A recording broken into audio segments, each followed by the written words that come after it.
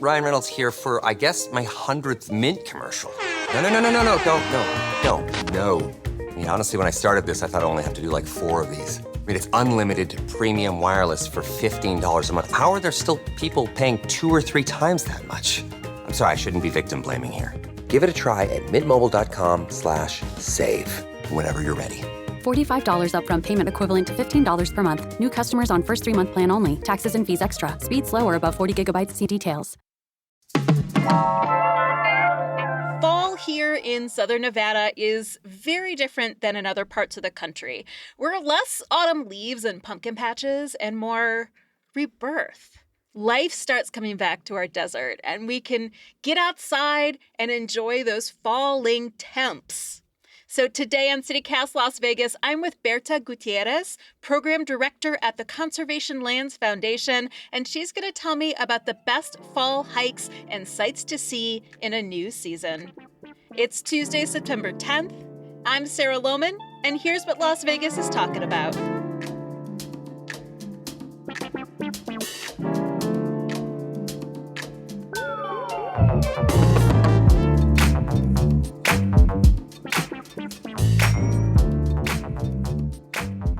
Bertha, what does fall in the Mojave Desert mean to you?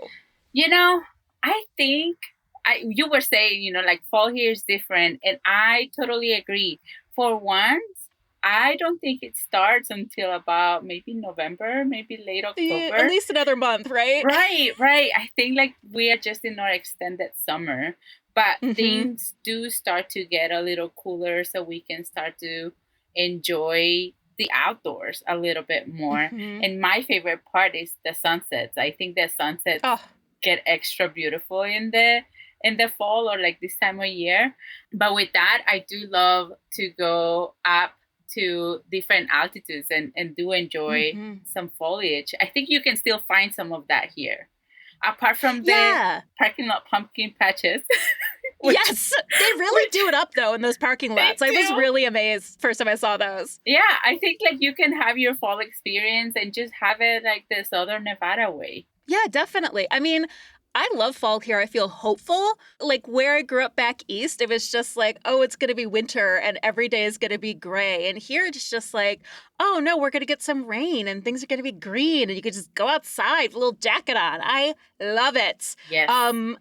So, you mentioned the fall foliage, which we can get here, but a lot of people go up to Mount Charleston, and especially that Cathedral Rock Trail is like famous for the aspen leaves, but that trail is still closed after Tropical Storm Hillary from about a year ago. So are there some other good trails up in the Spring Mountains where we can see some fall color? Yes, absolutely. And I think there's more things open that there were last time I was here talking about, I think it was camping.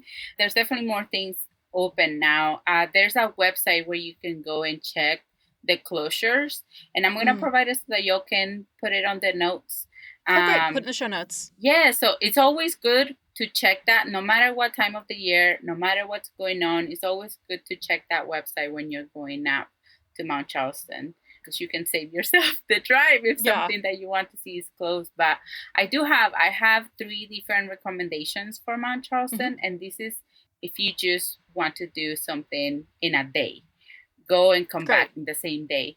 The first one is the Lee Meadows. So if you go up Lee Canyon, you have the meadows and you can go and just enjoy a picnic with your family. I believe the maximum amount of people that you can have in your group is 20. So if you do have 30 people, maybe you're going to have to book a group campsite. Separate.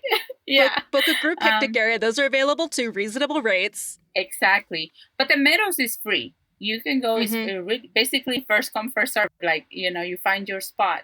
But that's a beautiful place to just go and play some games with your family, have a picnic. You are surrounded by trees. So that is, that's one thing. Bertha, have you heard about the wild horses that have moved into the area? Oh, I've seen them. Yeah, me too. I just saw them. Yeah. They were there on Sunday. It's kind of amazing. I mean, there was unfortunately an incident where a little girl got kicked She's going to be okay. But I camped a couple weeks ago and they were just in the campsite in the morning. And then I saw them in Lee Meadows the other day. And it was kind of astounding because the horses were just minding their own business. Yeah. Everybody else was minding their own business. Like everyone was on their best behavior and coexisting. I mean, it's incredible. They've just moved in up there. You can see deer too, and you can see like other things. You can see different types of birds. I don't know about birds.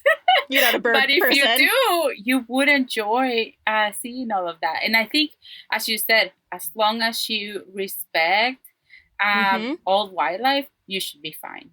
Do not approach any wild animals. Just enjoy them from a distance. I don't even approach other people's dogs. Yeah. Yes. That's just a rule of thumb. Bertha, I barely approach other people. So, but yeah, it's gorgeous up there. And there are so many birds because we are getting to migration season. So if you are a bird person, you're probably already hip to Mount Charleston, but you're going to start to see some unusual birds that are flying south to Mexico. Mm-hmm. So you can go and enjoy it at Lee Meadows. Now, if you want a little bit more leaves, one of the trails that I really like that is open is Fletcher Canyon. And that one is on the Cal Canyon side. There's a trailhead, you leave your car in there and then you start going in to this canyon. And at some point, like at the end of it, you come through a spot where you can see a stone that has been basically carved by water. It kind of looks like a slip and slide, but don't try that out. Don't try that out. And it's a good trail. You can see some aspen there. So if you are looking for some foliage, that's a good place to go around September and October. If it's into November, you can take a drive down to Summerlin and you can see some leaves changing too. The other recommendation is the Lower Bristlecone Trail, and that one is at Lee Canyon. So the upper Bristlecone Trailhead, that one's closed. The lower one is open. Oh, and I didn't realize. Okay. Yes, so you can go up and you can just go see some more leaves over there.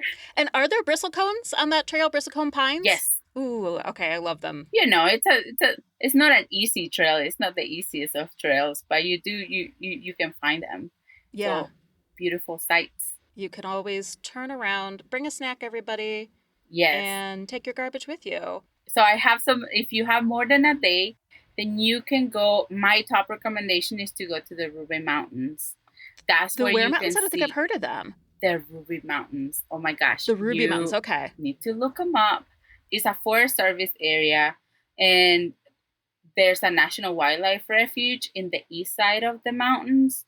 So that's a great place. You were talking about birds. That's a great place to go see birds because there's a lot of water there, which brings me to the other spot. So the Ruby Mountains, that's a long trip. You're going to be driving. I think it's about 8 hours, 7 to 8 hours to get to there. Good fall leafy colors too. Gorgeous. Yes. Cool. And it's gorgeous. You can see Glacier Lake. A lake that's really high up in the mountains. Yes, it's high up there and it's really cold, but it's really beautiful too. You also can go, if you have less time, if you don't want to drive so much, you can go to Bryce Canyon National Park. That's in Utah.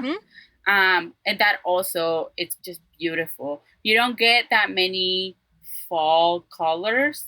If you do want to, I was thinking about that. If you really want to catch a lot of fall foliage, you could go look for Pando, which is this system of aspen in Utah. I haven't been, but I hear it's gorgeous. But as I said, I live in Southern Nevada because I like this extended summer situation. Me too. I'm not complaining. So for Ruby Mountains, would you go in the early fall or the late fall? I will go in the early fall because they will get snow. So the thing about places where they get snow is you can get snow as early as November sometimes, especially in the higher altitudes. I'm seeing it here in October. There was a big storm down here in the valley. Woke up in the morning, early October, the mountains were covered in snow. So yeah, it can come really, really early. Any other tips for Ruby Mountain? You can also go get some Basque food if you are around there. I do love doing that. I've done that in Reno. I haven't been to the Estrella in Oco yet. But there's a whole documentary about it that's really interesting. Have you seen it? Yes, I've been there too. It's delicious. It's a whole lot of food. Like, So it's good. family style. So if you just have 2 people, you're going to have leftovers. And you got to get the cocktail too. I just forgot the name of it. Oh, the pecan punch. Have you had it? No, I have not had that. It's That delicious. sounds delicious. It's strong, but it's delicious. It also sounds like fall. Yes, it's like a twist of lemon. It's like this sort of like bittered orange liqueur, and then like seltzer, and then brandy. It's nice. It's Nice. really nice.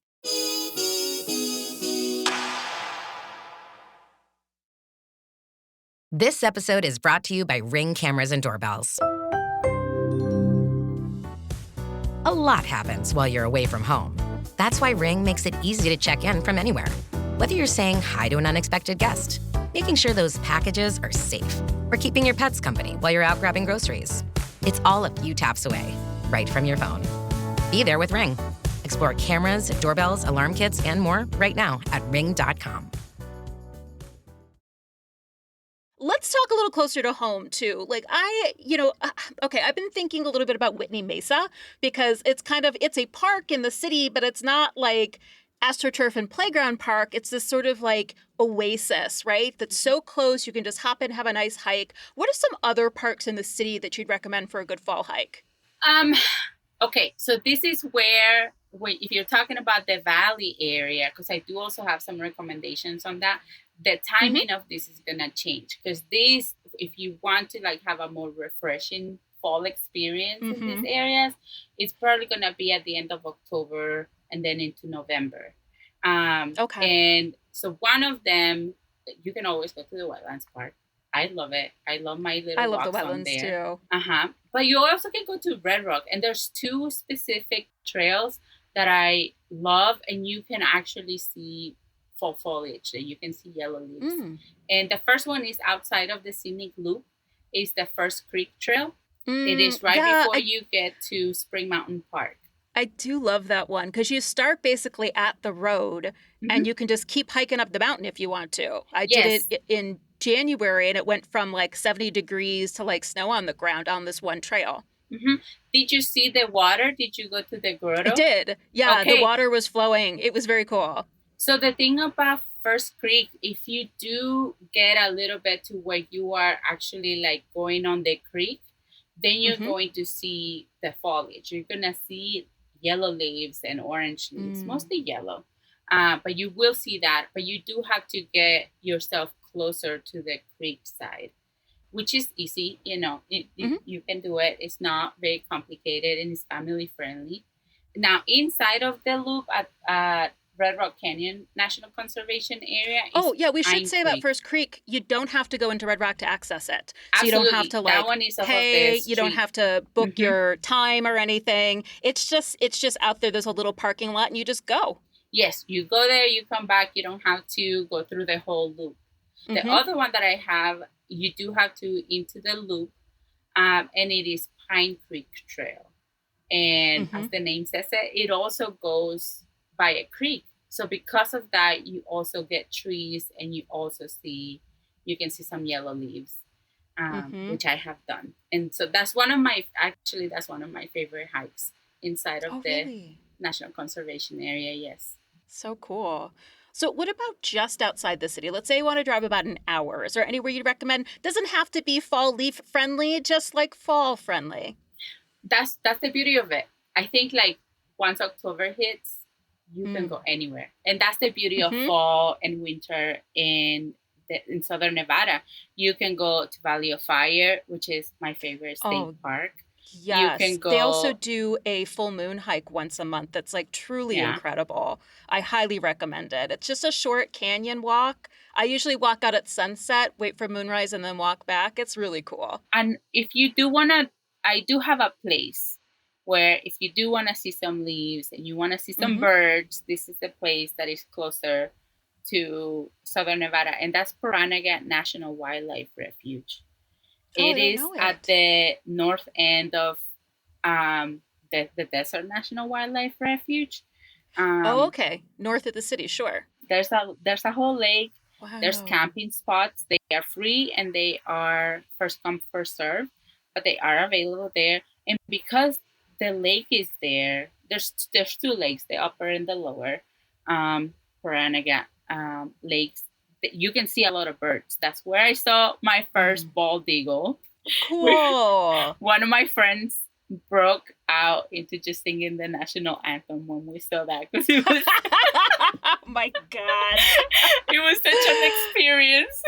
It's amazing. I mean, they're so big, and it just does feel really special when you get to see a bald eagle. It's true. I agree. Yeah, that one is maybe 2 hours, depending on how fast you drive. It may even be 2.5. Okay. So that one you could do overnight, especially if you do go and find a campsite. That one can be, an overnight trip. But you could also make it a 1-day trip if you get up really early and come back late. Oh, I do like a solo camp too, really. So that sounds like a wonderful trip. What about other day trips or maybe like overnight trips in Southern Nevada? So we talked about like the beauty of having so many protected areas around Southern Nevada.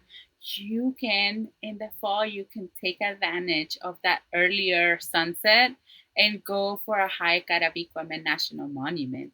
Yes. The first time I went out there was with the Las Vegas Astronomical Society, and they do events all over the place, including up in Mount Charleston. And so we got to learn about the park. I got to see it firsthand. And then at night, one of their astronomers, it was a beautiful night, led us through all the constellations and what we were seeing. It was a really cool experience, and it was free too. The beautiful thing about Abiquiame is because you have a couple of mountain ranges that separate Abiquiame from Las Vegas, you do get some night sky. So you do get some darkness because some of the Vegas glow, as it is known, in the region, some of that Vegas glow is blocked by the mountain ranges. My favorite place to go in Abiquiame National Monument is the Weethump Joshua Tree Wilderness. There's one trail that you can walk, and you can just go. This is my absolute favorite. You can go there when the sun is coming down, and all the trees, it's just everything glows with that, golden hour light. It's a great place to go and get some selfies. Too. Yes, I mean it is stunning. I remember the sunset being stunning. And you know what? For me in Henderson, it was only about 90 minutes. So I had thought I was going to camp, but it ended up being kind of a cold night, and I just wanted to be home in my bed, so I just came home. So you kind of have the option of deciding if you want to stay overnight or go, and it's free. There are campsites along that main route into Weethump, but you just pick one and stay there, and it's very, I don't want to say Wild Westy, but it's national public lands. It's not as monitored as a national park. It is, and I do want to say, because there's not campsites as if you think with a picnic table. It's more like there's spots where you can camp, but there's no facilities. Yes, with dirt, but there's no bathrooms. Oh, I think there might be one porta potty at the front of that road. I would pee somewhere. Sometimes it's there, sometimes it's not there. Okay, good to. All right, so bring your own toilet paper, people. Yes, bring your own little baggies. Take it out. Can I ask you a follow-up poop question? Yeah. So, definitely have a plastic bag to take your paper and your wet wipes or whatever out with you. Can I just dig a little hole for my poo and cover Sometimes it out? you can. Sometimes it's hard in the desert. Okay, that's fair. Sometimes it's hard. Sometimes things is not easy. So you can also just bring that out too. Just like you do with your doggy bags. If you have a dog, you pick it up. You pick it up. You can also do the same with you. I have a friend who's a very serious mountain climber who, they poop in a bag and they take it with them, sometimes for days. Now you know, everybody. Oh my gosh.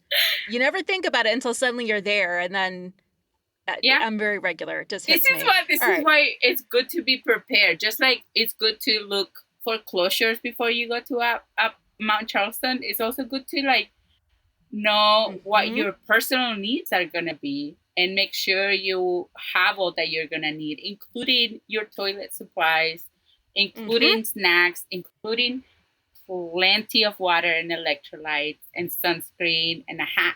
Get your Camelback, even if it's cooler, it's still dry. Camelbacks, you can pack a lot of water in there. hands-free. It's very lightweight. My other hiking tip is you can take the cardboard roll out of the middle of the toilet paper roll so it packs flatter and you can store it a lot easier too. Other tips, like I know it's safer right now than hiking in the summer heat, right? We're in less danger of like heat prostration. But what are some other things that people should know to be prepared? The most important thing is to just like do what you want to do. Like, don't go on a hike if you don't like hiking. Don't go on a picnic if you don't like picnicking. Like, just like, what do you like to do? You can just go and sit down with a notebook and journal or draw. Or, you know, like, I think like the most important thing is to not force yourself to be a specific type of person when it comes to the outdoors. Just go and connect your own way. And that's it. There's many, many different ways that can happen. That's so beautiful, Bertha. We have a phrase, a friend of mine and I, when we don't want to hike in nature, but we want to experience, we just say, we just want to look at it. You know, what do you want to do? I just want to look at it. Yeah. And that's okay. We don't always have to be active. You can just look at it. And that's a great way to interact. Like all the benefits of being in nature, you don't have to be doing a specific thing. You could just go and be there in nature. Yeah. And your body is already regulated. I myself, I'm a hammock person. So I always take my hammock, which is why I really love going to Mount Charleston, because you don't find, like around here, it's hard to find trees for the hammock. So you do have to go up there and find you a good pair of trees and then you just sit and look at it. Yeah. So I could chill the whole day in my hammock. My husband sometimes judges me for it, but you know. No, it's your rest time. It is what it is. I camp in my hatchback and I just like put a mattress in there and pop open the hatchback and I just get up there and just lay and just enjoy it, you know? Bertha, thank you so much. I cannot wait to get out there. So I'm going to have to go to the mountains first until it cools down. Yes, until about November. Until about November. Yes. Thank you, Bertha. Thank you for having me.